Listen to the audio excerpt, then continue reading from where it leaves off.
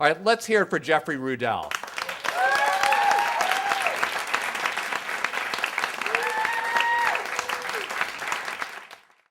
So my last Thanksgiving ended at exactly 5 minutes after 5 on the fourth Thursday of November, 34 years ago.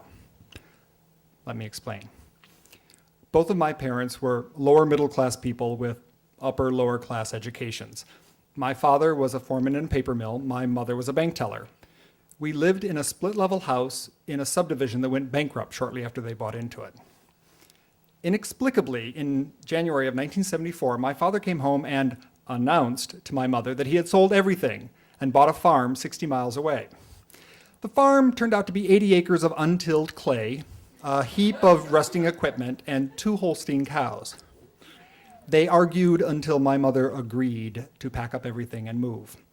Everything including her prized set of chartreuse-colored Russell Wright crystal. Within a month, my father had built a chicken coop, gotten the tractor fixed, and purchased a bull. The bull arrived and went straight to work. Now, the next 9 months went as you might expect, which is to say, farming is not for amateurs. So any mistakes that could be made were made, beginning with breeding cows in March. Our first cow went into labor and calved on Thanksgiving at 4 o'clock in the morning. This being Michigan and a particularly cold season in our unheated barn, it died less than an hour later.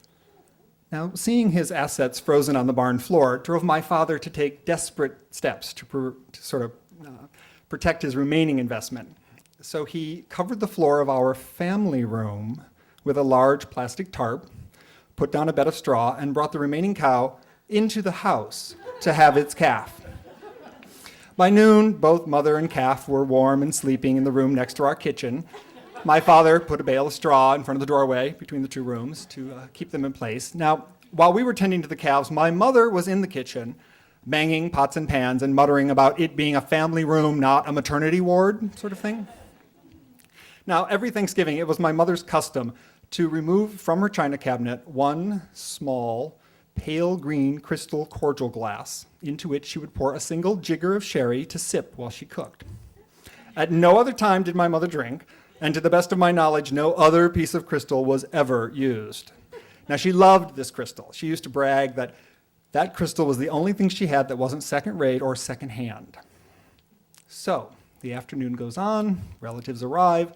My grandmother makes a comment about, "What is that awful smell?" But a sharp glance from my mother is enough to keep her from making it a second time. At 5 o'clock exactly, turkey is put on the table. We all sit down to dinner, and my grandfather says grace.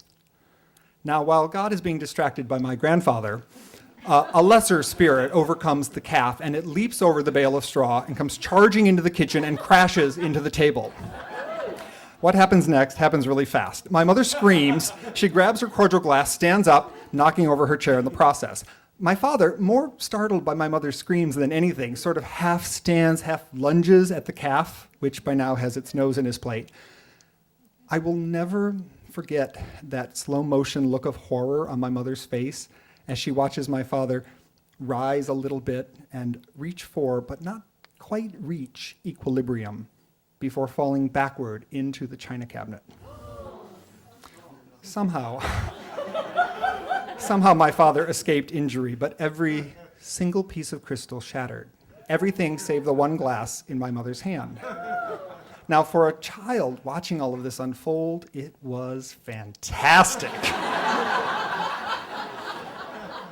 But that was our last Thanksgiving together. And for the remainder of their marriage, that glass sat on my mother's dressing room table with her wedding ring in it.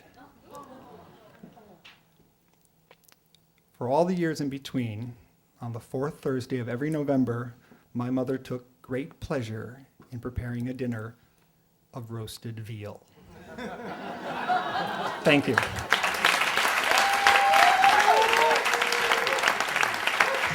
Jeffery Rudell.